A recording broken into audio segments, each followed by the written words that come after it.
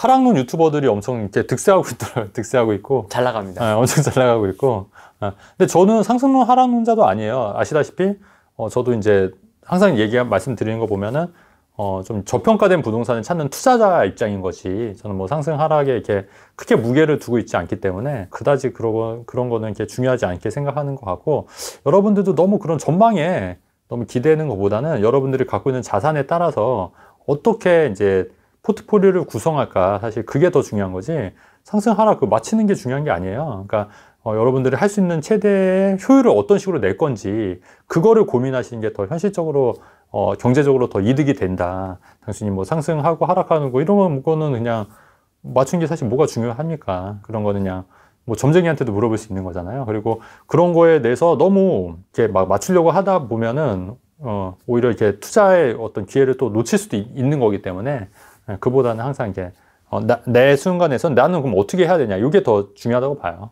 그런 관점에서 일단은 저는 쉬는 것도 투자다, 좀 그렇게 생각합니다. 그래서 쉴 때 너무 이렇게 무리해서 억지로 할 필요는 없을 것 같고요. 두 번째는 뭐냐면, 저는 이 시점에서 좀 이렇게, 저는 좀 걱정이 되는 게 월세가 폭등이 할 것 같아요. 월세 폭등 시대가 올 것 같거든요. 그래서 전세도 그렇지만, 왜냐면 지금 금리가 오르다 보니까 전세자금 대출보다 월세가 더 싼 거예요. 그러면 사람들이 월세로 많이 몰릴 거 아닙니까? 그러면 월세가 당연히 많이 오를 거예요. 이게 조금 오르는 게 아니라 많이 오를 겁니다. 그래서 월세 폭등 시대가 도래할 거로 보는 거예요.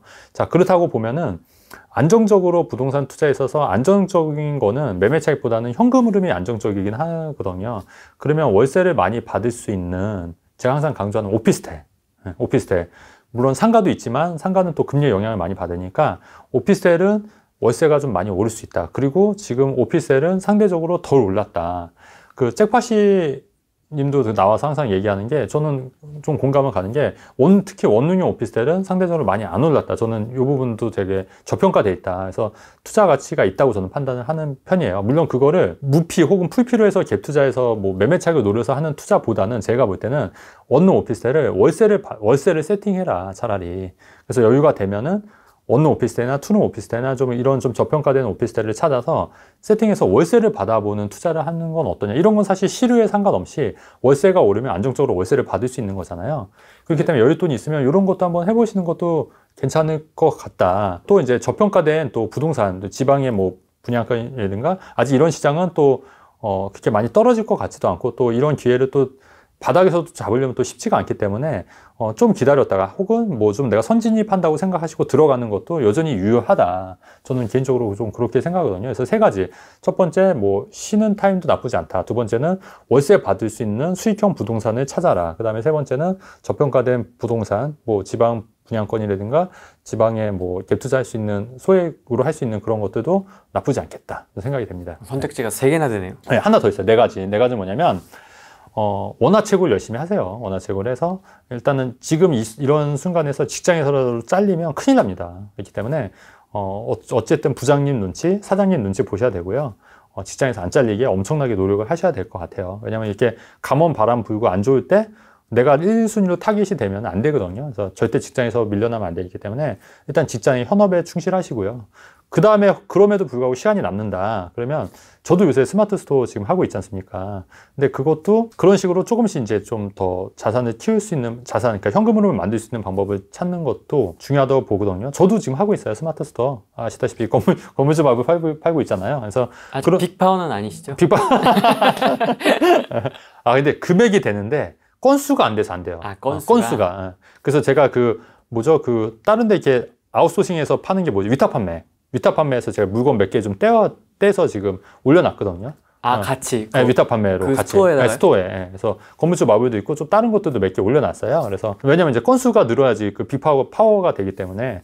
그래서 그것도 하고, 그다음에 스마트 스토어 하면서 저도 배우는 것도 많고, 또 유튜브도 좀 찾아보게 되면서 또 그쪽으로 관심을 갖게 되니까 나는 또 그것도 새로운 공부가 되고 또 활력이 되더라고요. 그리고 이제 가끔 이제 주문이 들어오면 제 핸드폰을 이제 띠링띠링 울려요. 그렇게 되면은 또 그때도 기분이 좋고, 물론 최근엔 좀 안 팔리고 있는 추세긴 합니다. 안 팔리고 있긴 한데, 또 중장기적으로 보면은 또 나쁘지 않은 수입원이 될 거라고 생각하기 때문에, 그런 것도 이제 이렇게 저도 열심히 노력하고 있어요. 시작한 지 꽤 네. 되셨잖아요. 1년 넘었죠. 네. 네. 어떠세요? 스마트 해보니까? 지금 그러니까 이게 제가 외주를 주는 데도 있고요. 그러니까 외주는 이제 가끔 제 물건을 갖고 팔아보겠다고 연락이 오시는 분들이 있어요. 근데 그런 거는 이제 돈을 받고 제가 이제 좀 이제 도매로 팔고요. 그 다음에 뭐 이마트, 롯데마트에서 한꺼번에 뭐 1,000개씩 이렇게 주문이 들어올 때도 있고 몇백 개씩 들어올 때도 있고요.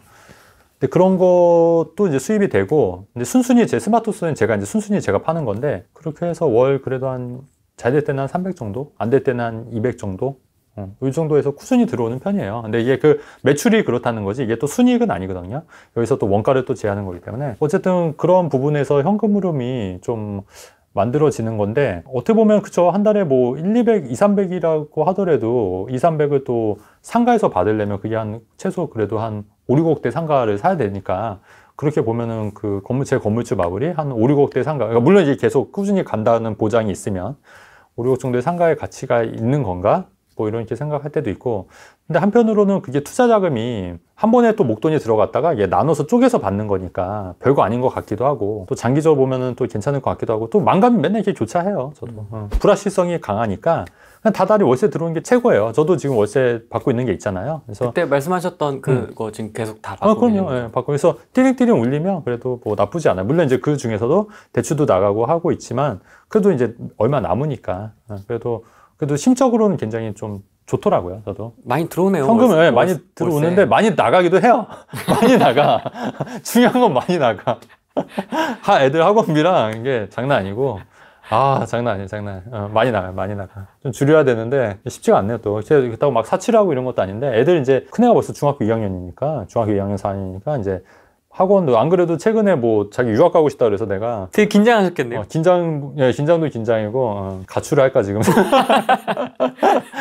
아니 뭐 외국으로 유학, 왜냐면 또 이쪽이 강남에 외국에 다녀온 애들이 많더라고요. 또 아무래도 친구들이 많다고, 또 듣는 얘기가 있으니까 자기 유학 가면 안 되겠냐고 뭐 이런 식으로 얘기를 하니까 제가 이제 털썩 주저앉게 되는. 근데 그 말은 그게 아닌데, 아빠가 돈을 많이 벌면 뭐 유학도 보내줄 수 있는데 지금은 좀 힘들 것 같다, 이런 식으로 얘기했고, 또 유학을 가면은 좀 이렇게 오히려 또 안 좋아지는 경우도 많더라. 그래서 그거는 좀 아닌 것 같다. 그렇게 좀 얘기를 했어요.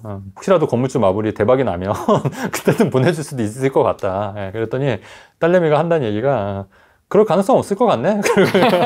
그러더니 방으로 들어가더라고. 그런 고민들도 하겠구나. 그럼요. 유학이나, 이게 나 혼자 있으면 상관이 없는데 그렇죠. 주변에서 갔다 와 버리면 그렇죠. 영향을 받을 수가 있겠구나. 그럼요. 보면은 재벌들도 뭐 걱정 없을 거 아니에요. 더 많이 해요, 재벌들도. 왜냐면 또 그분들은 이런 한 번의 결정이 몇 천억에 왔다 갔다 하는 거기 때문에 그런 엄청난 스트레스가 사실 어마어마할 거예요. 그렇다고 재벌들이 그냥 놀고 먹으면 되지 않냐고 할 수 있는데, 또 그게 아니잖아요. 또 계속 움직여야 되거든요. 그래서 제가 볼 때는 또 한편으로는 경제적 자유는 진짜 말 그대로 말이 안 된다. 말이 안 된다. 왜냐면 계속 움직일 수밖에 없는 거고, 사람이 또 가만히 있으면 또 침체가 되기 때문에 또 활력도 없고, 또 일하는 게 또 좋은 것도 있는 거거든요. 저도 이렇게 영상 찍고 하니까 또 되게 활기차고 한데, 또 집에만 있으면 또 이렇게 좀 이렇게 쭉 처지는 게 있거든요. 깔아지지. 가라져요. 그래서 경제적 자유는 일종의 뭐 환상 같은 면도 있다. 정말 재밌는 게 뭐냐면, 화랑일 때는 관심도가 엄청나요. 책도 잘 팔리고, 영상도 보고, 조회수도 보고. 근데 이게 불황일 때는 사람들이 상담도 안 하고, 강의도 안 듣고, 책도 안 보고, 후레인 TV 구독도 안 하고, 유튜브도 안 보잖아요. 네. 근데 오히려 이때 해야 돼요. 이때 해야지 기회를 잡을 수 있는 거거든요. 근데 사람들은 오히려 거꾸로 하니까 항상 안 되는 거예요. 그러니까 지금부터 만약에 그동안의 상승장을 내가 놓쳤다고 하면은 기회는 저는 언제든지 열려 있다고 봐요. 저도 2004년도부터 2022년까지 무려 20년간 투자를 했는데 항상 기회는 있었어요. 항상. 근데 항상 매년 기회가 있었어요. 정말 매년 기회가 있었다. 근데 그 기회를 제가 잡은 적도 있지만 놓친 것도 있어요. 저도 놓친 거 되게 많아요, 기회가. 근데 그런 기회들을 볼 수 있는 안목만 있으면 돈 버는 게 어렵지 않은 거예요. 근데 그런 안목을 키우려면 지금부터 열심히 해야죠. 꾸준히 공부해야 되는 거고, 지금부터 불황일 때 준비를 해야 돼요. 어떻게 준비해야 되냐면 두 가지. 공부랑 돈, 종잣돈. 이 두 가지는 준비를 반드시 하셔야 된다. 그러면 이렇게 불황일 때는 소비를 줄여서 돈도 많이 모아야 되고요. 모으셔야 되고, 그다음에 공부도 열심히 해서 다시 회복기가 되거나 기회가 보이면은 그때 과감하게 하셔야 돼요. 베팅 하셔야 돼요. 그렇게 하려면 지금부터 모의 투자부터 시작해서 계속 공부를 해야 된다. 이 하락이 시작이라고 보면 네. 아직 하락이 한참 가야 되기 때문에 굳이 지금부터 공부해야 되냐 이런 이야기도 할 수 있어요. 아니에요. 저는 그 하락이 누구 말씀처럼 2028년까지 그게 간다고 보지는 않아요. 길어봤자 2, 3년? 2, 3년 안에는 그동안 왜냐면 이렇게 과거를 봐도 하락폭은 U자 반등보다는 이렇게 되는 경우가 많더라고요. 하락해서. 그래서 너무 뭐 길면 정말 길면은 뭐 1, 2, 3년이지 이게 뭐 침체로 뭐 3, 4년, 4, 5년 갈 것 같지는 않기 때문에 지금부터라도 준비를 하고 그다음에 공부라는 게 공부도 물론 중요하지만 또 관심을 갖고 계속 지켜보는 게 중요한데 한두 달 이렇게 볼 게 아니고 계속 관심을 보려면 꾸준히 관심을 가져야 되기 때문에 좀 길 텀을 보고 계속 관심을 갖고 공부도 이렇게 꾸준히 하면서 좀 길게 보시고 그리고 하락이 누구 말처럼 뭐 2028년, 2029년까지는 그렇게 예상할 수 있는 거는 말이 안 된다고 저는 생각해요. 왜냐면 사실 우리가 한 달 앞도 몰라요. 6개월 앞도 몰라요. 미국 우크라이나 러시아가 갑자기 전쟁을 끝낼 수도 있어요. 그냥 내일 만약 예를 들면 갑자기 내일 끝낼 수도 있는 거예요. 사실은 아무도 몰라요. 그거는. 그리고 그거를 예측할 수 있다는 거는 불가능해요. 불가능한 거예요.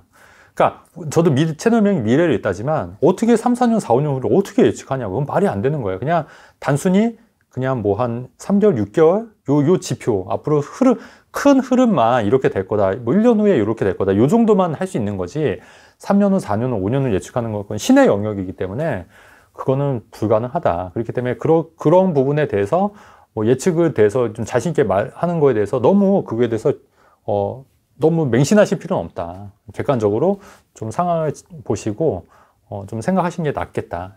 그렇게 생각합니다. 많이 오해하실 거예요. 왜냐면 상담이라는 게 부동산 상담이라는 게 그 사기꾼도 많고 또 부동산 상담이라는 게 사실 쉽지는 않거든요. 왜냐면 뭐 남의 재산을 갖고 이렇게 하면 어떻겠습니까? 저래를 하고 어떻겠습니까? 이렇게 조언을 드린다는 게 굉장히 사실은 어려운 부분이에요. 그럼에도 불구하고 저는 이런 부동산 상담을 굉장히 오랫동안 해왔고 또 좋아하고 또 나름대로 창의적인 방법들을 많이 찾아냈어요. 그래서 저는 이런 부분이 굉장히 좋거든요. 그래서 같이 이제 후네TV랑 같이 이런 부동산 상담을 이제 하고 또 사연을 받아서 이렇게 좀 상담을 드리려고 하거든요. 그래서 이런 상담을 통해서 여러분들 또 공부하는 게 또 다르실 수 있어요. 그러니까 강의를 들어서 받는 것도 있지만 이렇게 실제 사례를 갖고 상담을 들으면서 여러분들이 또 공부하거나 또 이렇게 깨우치는 게 있을 수 있기 때문에 이런 걸 통해서 여러분들도 많이 성장하실 수 있었으면 좋겠다고 생각합니다. 프로젝트가 8월에 끝날 수도 있습니다. 그러니까 반응 없으면 바로 그냥 8월에 심하이 하는 걸로 하고 맞아요. 만약에 반응이 좀 있다. 그러면 이제 계속 정기적으로 한번 그렇죠. 찍어보도록 하겠습니다.